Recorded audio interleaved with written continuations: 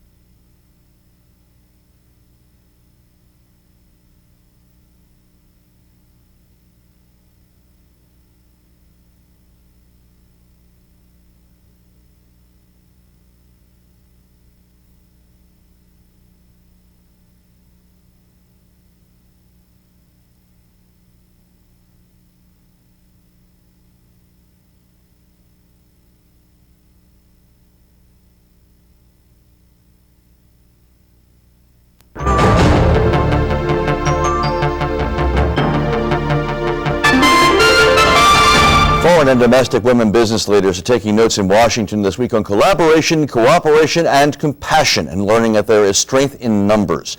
First Business correspondent Suzanne Rivera has more.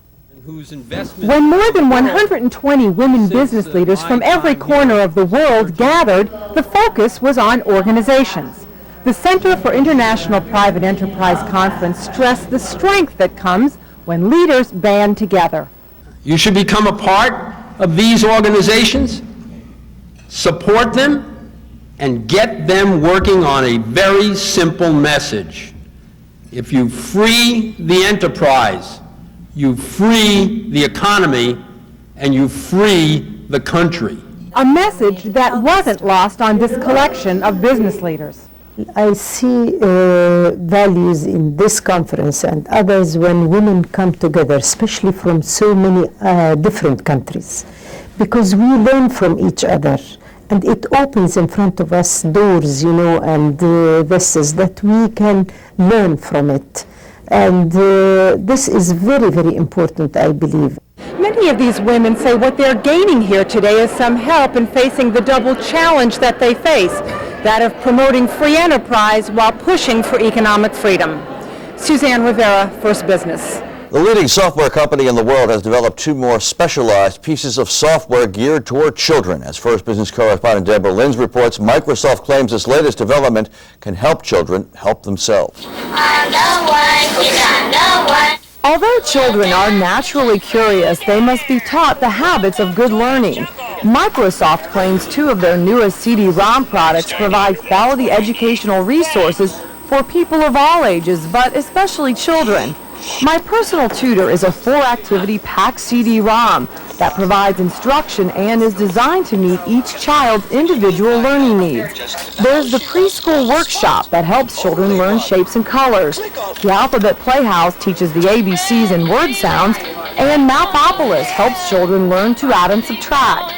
My Personal Tutor also emulates what a real tutor would do by tracking how a child is doing. It also provides a progress report for parents. It's going beyond really taking educational software to the next level, in the sense that it's not just providing practice, but it's helping kids when they get stuck so they can move on to the next level of learning instead of staying and practicing what they know over and over again. The new Encarta 98 encyclopedia is the first and only encyclopedia developed on and for the computer. The deluxe version has 32,000 articles, twice as many as last year, and it has closed captioning for the hearing impaired. Both My Personal Tutor and Encarta 98 are Microsoft's ways of making learning fun for both kids and adults. And if their track record is any indication of success, Microsoft will get high marks at the bank. Deborah Linz, First Business.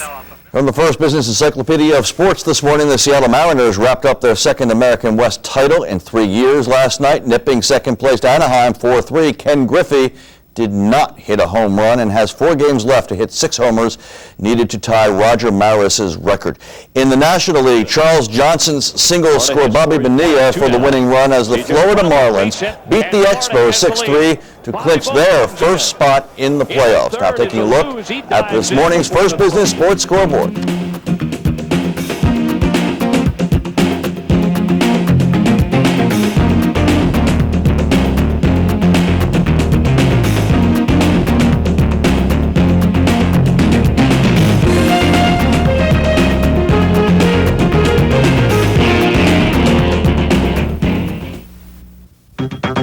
As Americans, we love to dine out, and we're dining out for all kinds of reasons.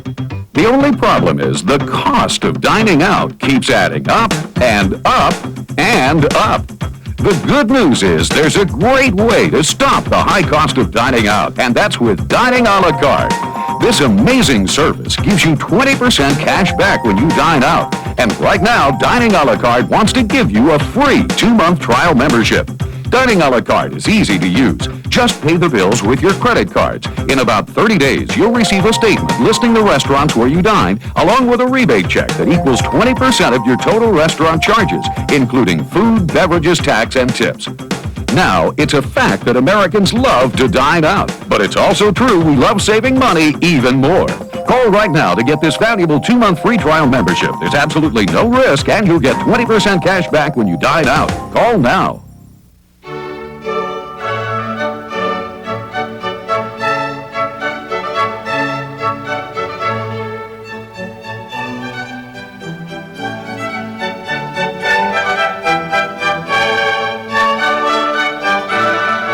thought there was nothing good on TV.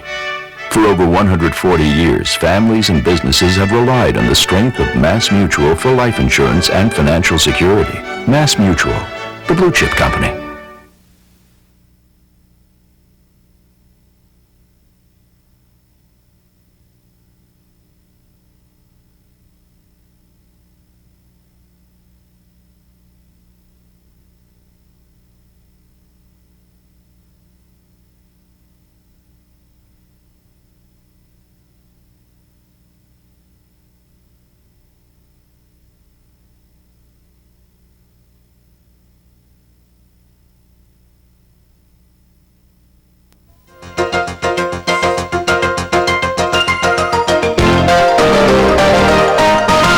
Here's this morning's national weather picture and how it's shaping up. Fall-like temperatures from the Mississippi to New England today. It'll be pretty warm in the south. There are scattered showers along a front moving through the east this morning. A good deal of rain in the southwest from what is Hurricane Nora, now off the Baja Peninsula. This afternoon, thunderstorms in the southeast. More rain from Nora streams into Arizona. Tomorrow morning, more heavy rain in the southwest, scattered storms in the southeast. Many small business owners know all too well a downturn in the economy can break a profitable business. One of the nation's most successful businessmen, J.W. Bill Marriott Jr., knows this firsthand. As First Business correspondent Trish McShane reports, it's one of the 12 business lessons he tells in his new book, The Spirit to Serve. Nice to see you. Thank you very much. J.W. Marriott knows most of his 200,000 employees by name. How are you doing? First time ever, man. How you doing, Mr. Marriott? He travels more than 150,000 miles a year to meet or catch up with them.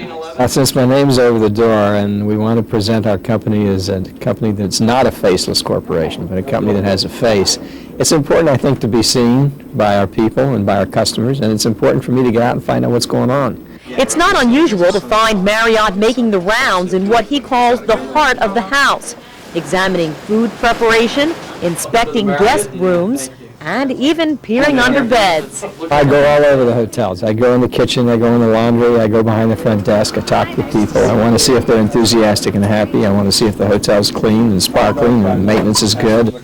It's all part of the tycoon's traditional hands-on management style of his $10 billion hospitality company that he's documented in his new book, The Spirit to Serve. For me, it's the only way I know how to do business. My father was that way, and he was in his restaurants all the time and hands-on with the business. I'm into the details, maybe more than I should be. During the recession in the early 90s, Marriott fell onto some tough economic times. The operation split into two separate companies, which brought lawsuits from bondholders.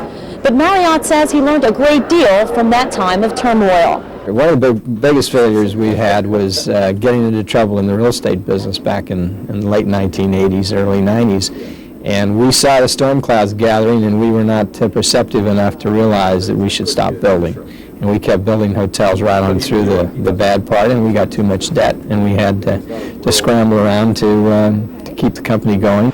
Marriott says a cash sweep of over $100 million raised through restructuring finances and tightening up operations helped the company survive. Trish McShane, First Business. And that does it for us for this Wednesday morning. For all of us on the news team here at First Business, I'm Barton Eckert in Washington. Have a great day. We'll see you back here bright and early, first thing tomorrow morning.